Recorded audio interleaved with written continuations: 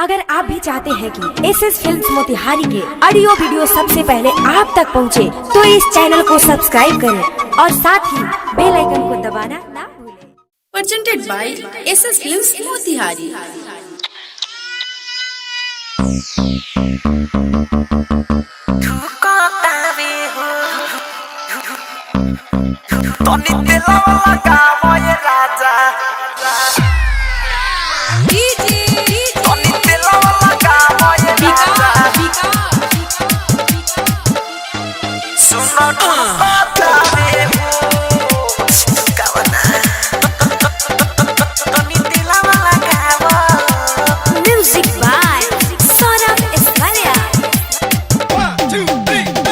हमारा जा तोहर पता न बसाई लगता काम कुछ करबो न जाई।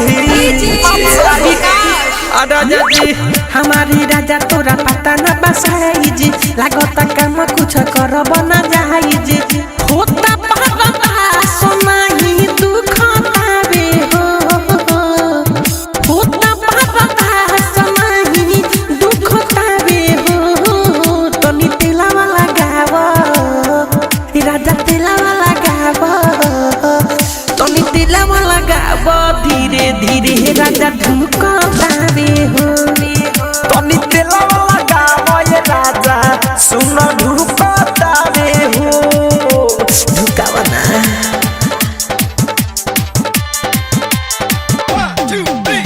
ढुकावा ना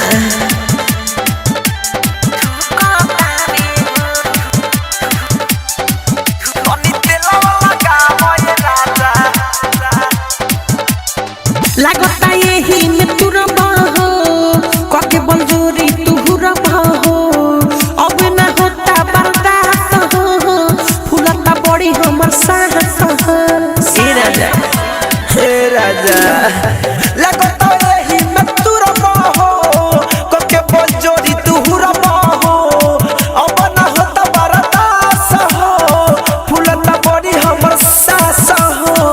चेहरा के पानी हमारा सुख तावे हो, चेहरा के पानी हमारा सुख तावे हो। तनी तेला वाला गावा हो, तनी तेला वाला गावा हो, तनी तेला वाला गावा, धीरे धीरे राजा ढुकावे हो। तनी तेला वाला गावा ये राजा, सुन ढुकावे हो। Saurabh digital recording studio Motihari.